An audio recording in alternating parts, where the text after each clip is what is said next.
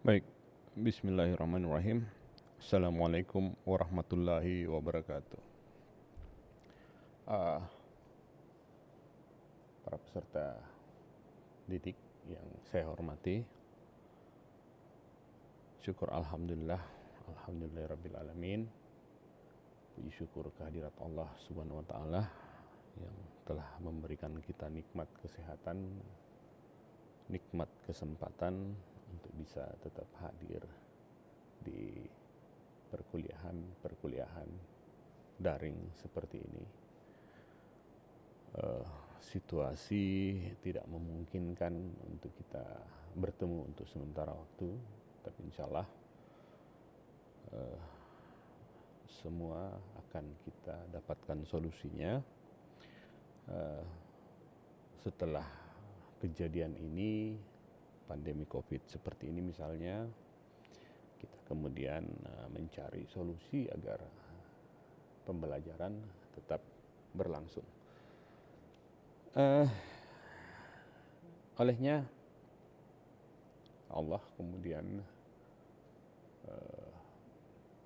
memberikan kita saat ini kesempatan dan kesehatan untuk bisa tetap hadir dan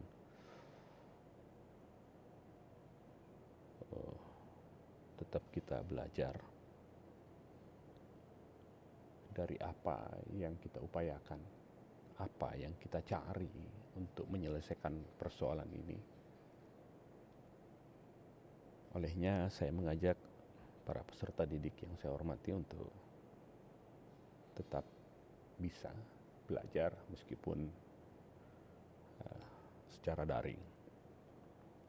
Tidak lupa pula kita kirimkan salawat dan taslim kepada junjungan Rasulullah sallallahu alaihi wasallam. Allahumma shalli ala sayyidina Muhammad beserta para sahabatnya yang telah menunjukkan bagaimana kemudian manusia penuh dengan inisiatif untuk menyelesaikan persoalan yang dihadapinya. Allah mengirimkan utusannya ke bumi ini agar kita mampu mempelajari apa perilaku-perilaku baik yang mereka lakukan, agar kita tetap dapat mencapai tujuan, yaitu surga melalui ibadah pendidikan seperti ini. Itulah adinda sekalian yang peserta didik yang saya hormati. Untuk pertemuan ini saya menyampaikan bahwa sistem pembelajaran daring maupun sistem pembelajaran hibrid nanti ada bertemu secara langsung jika situasi sudah memungkinkan. Tetap kita memahami bagaimana sebenarnya kita belajar, kita mendapatkan ilmu pengetahuan dari proses-proses pembelajaran. Diyakini bahwa sistem ini atau metode ini mampu secara efektif dan efisien untuk membuat kita lebih mahir, lebih punya pengalaman, lebih memiliki kemampuan atau kompetensi agar kita memiliki nilai tukar di tengah masyarakat. Melalui proses perkuliahan ini harapan kita mampu mensejahterakan masyarakat, mampu mensejahterakan keluarga, dan mampu mensejahterakan diri sendiri. Banyak hal kebaikan yang kita dapatkan melalui proses-proses pendidikan. Olehnya ada sistem yang kita bangun, ada metode yang kita jalankan. Misalnya untuk tetap kita dinyatakan aktif berkuliah, setidaknya kehadiran diperlukan. Kehadiran menunjukkan kita data-data untuk terus mengupayakan apa yang menjadi kekurangan dalam eh, sistem pembelajaran yang kita lakukan, baik bertemu langsung maupun secara daring. Misalnya, kalaupun nanti kami atau siapa saja yang menjadi tenaga pendidik tidak bisa membuat mahasiswanya hadir untuk belajar, ini adalah sebuah bahan evaluasi untuk kita tingkatkan bagaimana caranya mahasiswa bisa hadir dalam kelas. Mungkin beberapa hal atau metode yang kita jalankan, misalnya teknik pengajaran yang perlu ditingkatkan, maka tenaga pendidik kemudian kembali disarankan untuk meningkatkan kemampuannya memberikan materi kepada mahasiswanya, sehingga pembelajaran kita terasa lebih menyenangkan. Ya, pembelajaran kita terasa lebih menyenangkan atau tidak membosankan. Ya, karena salah satu faktor yang membuat mahasiswa mungkin tidak hadir di kelas, mungkin pembawaan materi mungkin yang tidak sesuai dengan situasi saat ini, atau mungkin saja sarana dan prasarana tidak mumpuni, atau mungkin dipengaruhi faktor-faktor lain, misalnya budaya-budaya atau perilaku yang baik tidak mampu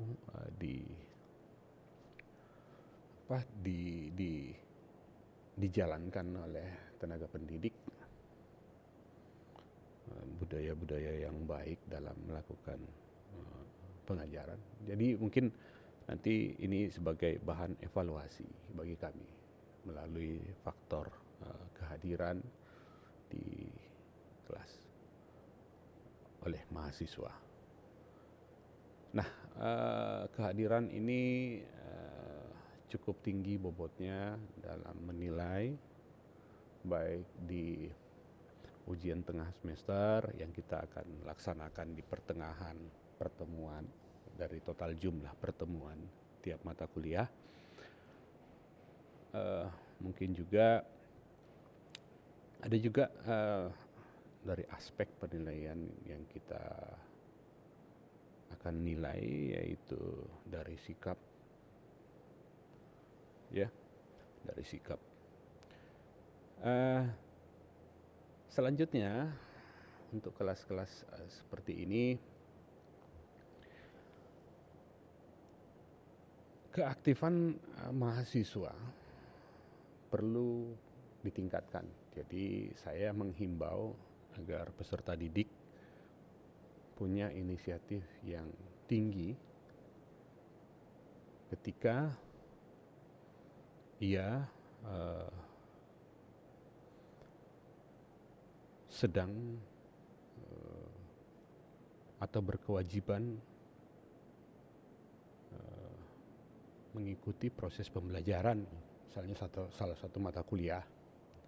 Dalam mata kuliah itu ada topik atau materi yang diajarkan. Mahasiswa tidak sekedar hanya melihat apa yang disampaikan oleh pemateri atau tenaga pendidik, tapi juga aktif untuk mencari tahu apa yang disampaikan oleh pendidik secara mendalam. Ya, misalnya definisi-definisi yang Anda tidak pahami yang disampaikan oleh tenaga pengajar, Anda boleh melakukan pertanyaan-pertanyaan. Ya, Anda boleh melakukan pertanyaan-pertanyaan. Kalaupun pertanyaan Anda tidak bisa dijawab saat itu, Anda harus memiliki inisiatif untuk mencari tahu di sumber-sumber atau referensi yang sesuai dengan kaidah ilmu pengetahuan. Anda wajib itu berinisiatif. Jadi di sini kita juga dilatih untuk berinisiatif, tetap belajar meskipun tidak pada waktu jam pembelajaran. Jika ada definisi yang kita tidak pahami, kita bisa cari di jurnal misalnya, tapi bukan di blogspot. Blogspot tidak ada penilainya, tidak ada pertanggungjawaban apa yang disampaikannya. Kalau jurnal di buku, dia telah melewati proses-proses sehingga ia dinyatakan sebagai sumber ilmu pengetahuan. Nah, inisiatif-inisiatif inilah yang kami perlukan dari mahasiswa atau peserta didik agar ada perkembangan, ada peningkatan kemampuan mahasiswa, ada peningkatan pengetahuan mahasiswa dari inisiatif yang besar ini. Jadi saya menyarankan, menghimbau agar mahasiswa tetap punya inisiatif, ya, mencari apa yang tidak dipahaminya. Mungkin juga bisa melakukan pertanyaan-pertanyaan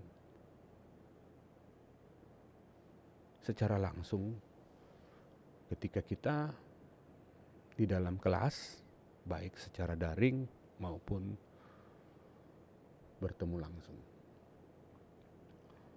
Inisiatif ini akan kami catat, dan inisiatif yang kurang akan kami evaluasi di mana letak kekurangan, apakah dari dosennya atau dari peserta didiknya atau dari faktor-faktor lain yang mempengaruhi inisiatif mahasiswa.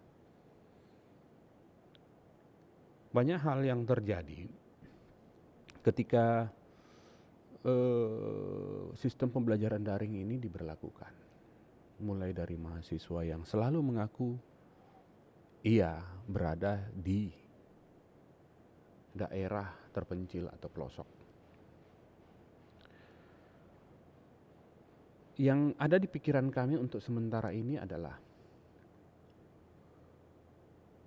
bagaimana kemudian mahasiswa seharusnya bisa mempersiapkan diri untuk mengikuti pembelajaran mata kuliah yang akan disampaikan secara disiplin.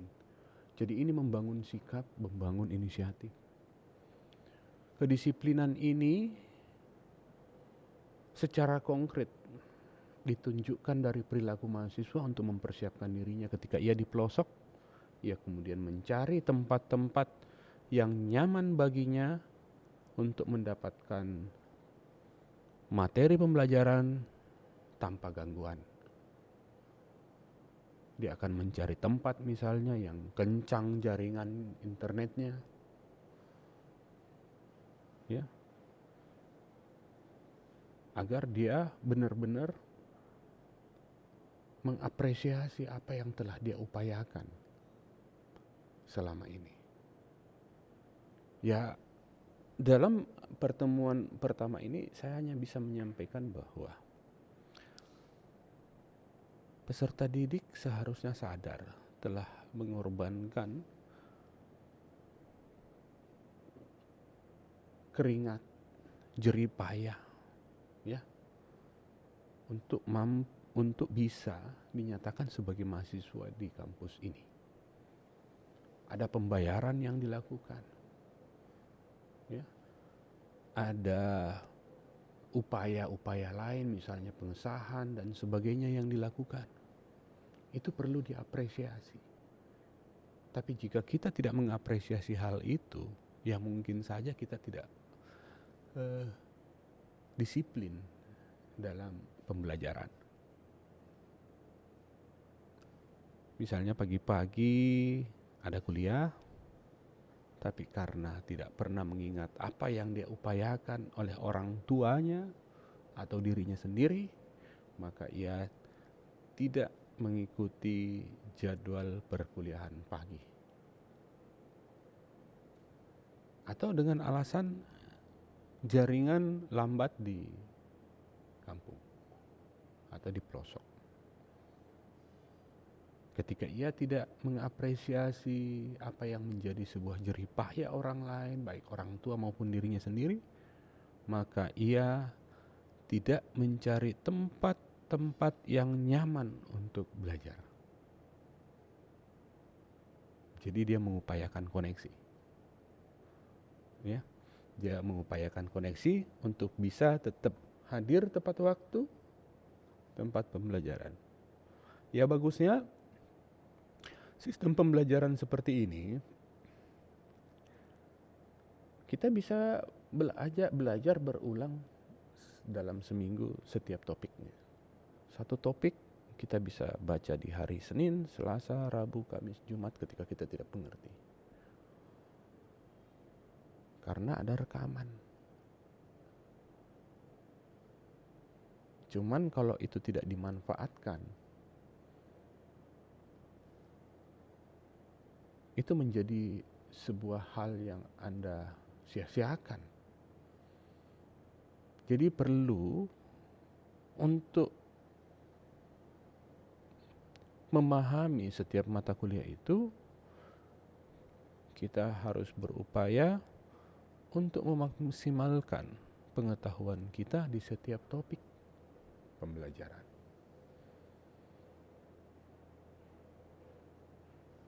Kita harus memaksimalkan pengetahuan kita di setiap topik pembelajaran. Inisiatif yang tinggi, itu merupakan bentuk semangat yang tinggi untuk belajar.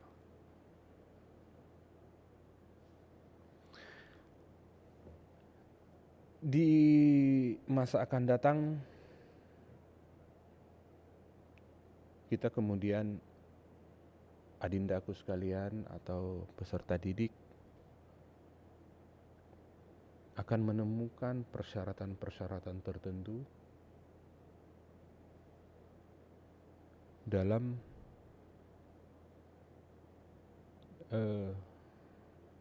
tempat kerja.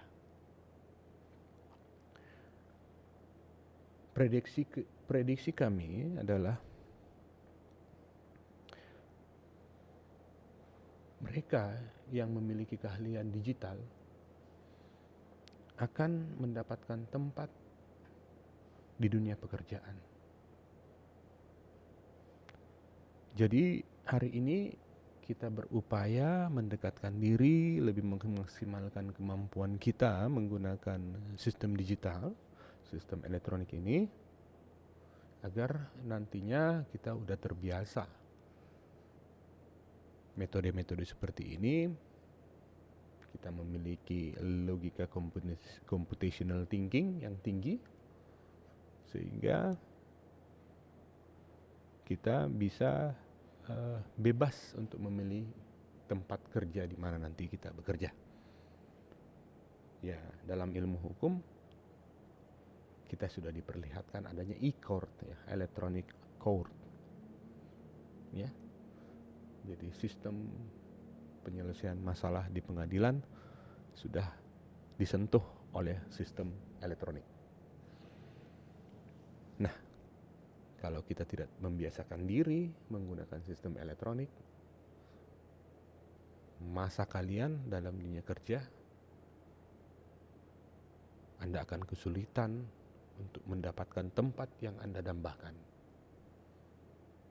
Karena kita tidak melatih sejak dini, baik itu inisiatif, kedisiplinan, keterampilan umum, maupun keterampilan khusus, ditambah pengetahuan yang mumpuni. Olehnya, setiap mata kuliah Anda cermati baik-baik video ini. Jika kita memiliki keinginan yang kuat, maka kita akan menemukan kemudahan di masa akan datang. Untuk pertemuan pertama ini, Saya akan mengarahkan adik-adik sekalian atau peserta didik yang saya hormati untuk mempersiapkan diri, mempelajari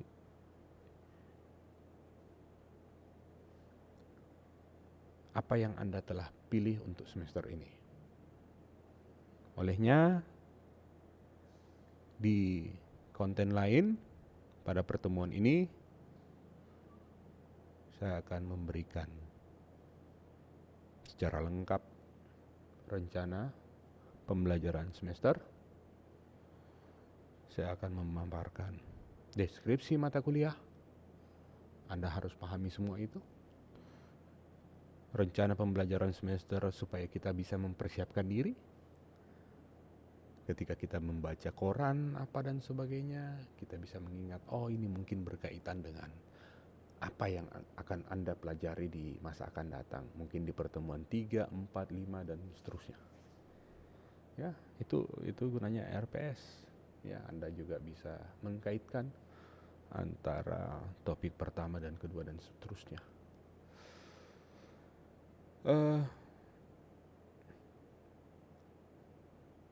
Jadi ada deskripsi mata kuliah yang kemudian mengingatkan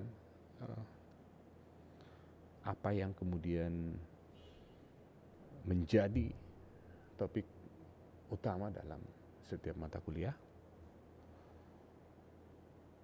Ada capaian pembelajaran, ya, Anda harus pahami itu. Jadi capaian-capaian pembelajaran itu mesti Anda raih, dan itu membuat Anda mempertahankan teknik belajar tetap dalam koridornya atau tetap dalam jalurnya. Misalnya capaian pembelajaran yang kita harapkan adalah dalam mata kuliah peradilan semu adalah keterampilan khusus, ya, keterampilan khusus.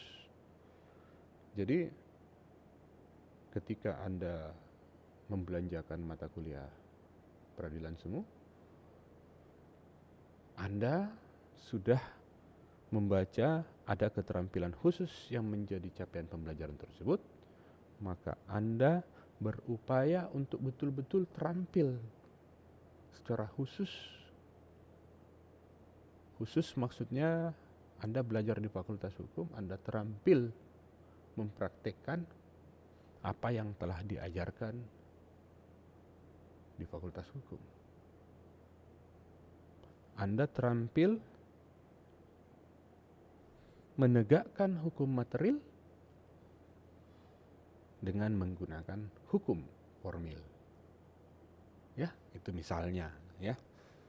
Begitupun mata kuliah penalaran hukum, sosiologi hukum, dan seluruh mata kuliah yang memiliki capaian pembelajaran keterampilan khusus. Begitupun keterampilan umum, sikap, dan penguasaan pengetahuan. Ya, jadi capaian pembelajaran itu Anda harus pahami setiap mata kuliah. Ada sikapnya, ada penguasaan pengetahuannya, ada keterampilan umumnya, ada keterampilan khususnya. Ya, jadi Anda kemudian dengan yang saya sampaikan di konten-konten berikutnya, Anda bisa mempersiapkan diri sejak awal untuk menjadi seseorang yang bisa mengaplikasikan ilmu pengetahuan hukum setelah Anda menjadi sarjana hukum di kemudian hari. Oke, silahkan ke konten berikutnya. Dan terima kasih telah mencermati, telah mengamati video ini. Sampai bertemu di kesempatan lainnya. Dan Assalamualaikum warahmatullahi wabarakatuh. Salam sehat selalu.